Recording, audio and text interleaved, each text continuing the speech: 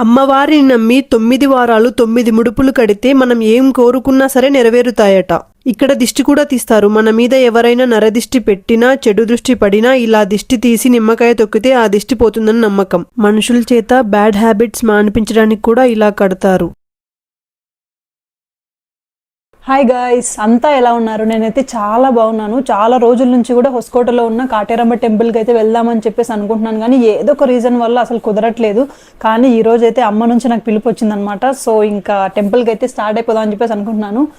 మీకు కూడా చూపిద్దామని చెప్పేసి అనుకున్నాను. ఓకే, నాకెందుకు లేటు, వెళ్దాం పదండి. మొత్తానికైతే స్టార్ట్ అయిపోయాం. ఇంకా బెంగళూరులో ఉండే ట్రాఫిక్ గురించి ఇంకా సపరేట్గా చెప్పాల్సిన అవసరం అయితే లేదు. వీకెండ్స్ అయితే ఇంకా ఎక్కువ ఉంటారనమాట. సో అలాగా ట్రాఫిక్ని దాటుకుంటూ హొస్కోట టోల్ గేట్ని క్రాస్ చేసేసి హొస్కోటకైతే మనం వచ్చేసాం. ఇప్పుడు ఇక్కడి నుండి కాటేరమ్మ తల్లి టెంపుల్ కి వెళ్ళడానికి బస్సెస్ అయితే ఉంటాయి. డైరెక్ట్ గా మనల్ని టెంపుల్ దగ్గరే డ్రాప్ చేస్తారు వాళ్ళు. లేదంటే మనం ఆటోస్ లో కూడా వెళ్ళొచ్చు. చూడండి, ఆటోస్ కూడా ఉన్నాయి అనమాట. యాక్చువల్లీ వీకెండ్స్ లో అయితే ఇంకా చాలా మంది జనాలు అయితే ఉంటారు. సో కొంచెం ప్లాన్ చేసుకుని అయితే వెళ్ళండి. ఫైనల్లీ మనం కాటేరమ్మ తల్లి టెంపుల్ బయట ఉన్నాం గైస్. ఇక్కడ చూస్తేనేమో వెహికల్స్ అయితే చాలానే కనిపిస్తున్నాయి. ఇంకా టెంపుల్ లోపల రష్ ఎలా ఉందో చూద్దాం పదండి. గైస్, నేను ఇందాక చెప్పాను కదా, బస్సెస్ అయితే టెంపుల్ దగ్గర వరకు వచ్చి వాళ్ళు డ్రాప్ చేస్తారని చెప్పి. చూడండి, జస్ట్ ఇంకా టెంపుల్ ముందే ఉన్నాం మనం. సో అక్కడే బస్ స్టాప్ అయితే ఉంది.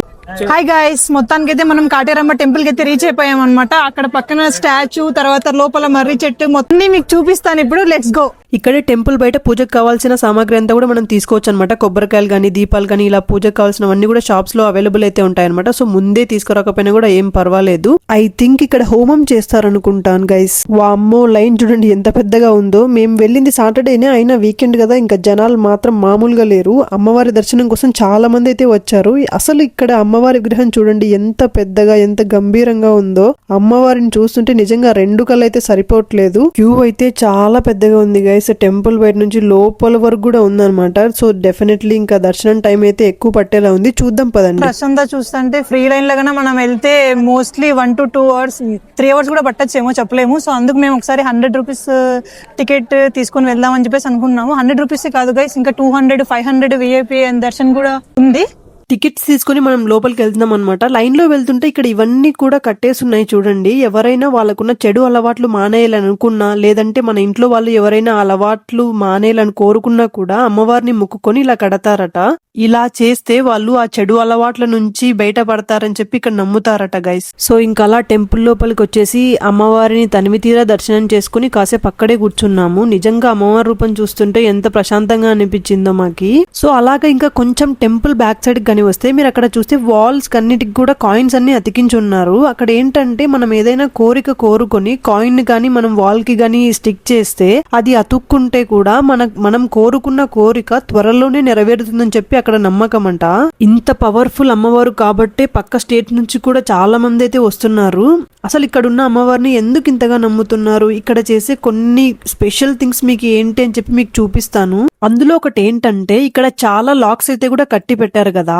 ఎవరైనా మనకు ఇబ్బంది కలిగిస్తున్న వాళ్ళున్నా, శత్రుబాధలున్నా కూడా వాళ్ళ నుంచి మనకు ఇబ్బంది లేకుండా ఏ సమస్య నుంచి అయినా కూడా బయటపడాలని అమ్మవారిని మొక్కుకొని ఇలా లాక్స్ అయితే కడతారట.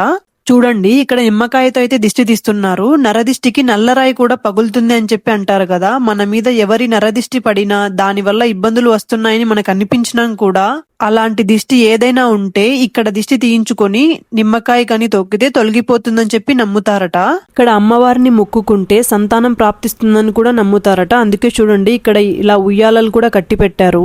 ఇక్కడ ఈ చెట్టును చూడండి, ఈ చెట్టుకి సుమారు 300 ఏళ్ల చరిత్ర ఉందని కూడా చెప్తారు. ఈ చెట్టులోనే అమ్మవారు కొలువై ఉన్నారని ఇక్కడ నమ్ముతారు.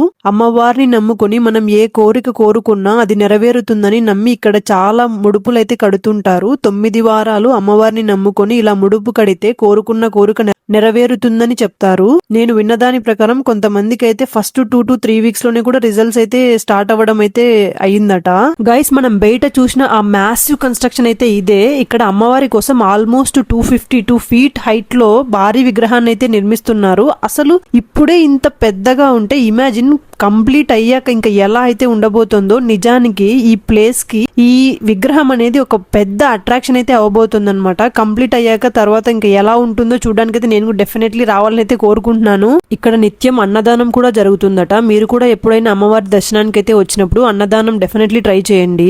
ఇంతమంది ఇంత దూరం నుంచి అమ్మవారిని నమ్ముకొని ఇక్కడికి వస్తున్నారంటే అమ్మవారి మీద వాళ్ళకున్న నమ్మకం ఎంత గట్టిదో అర్థమవుతుంది. అమ్మవారి కృప అందరి మీద ఉండాలని కోరుకుంటూ ఓం శ్రీ మాత్రే నమః.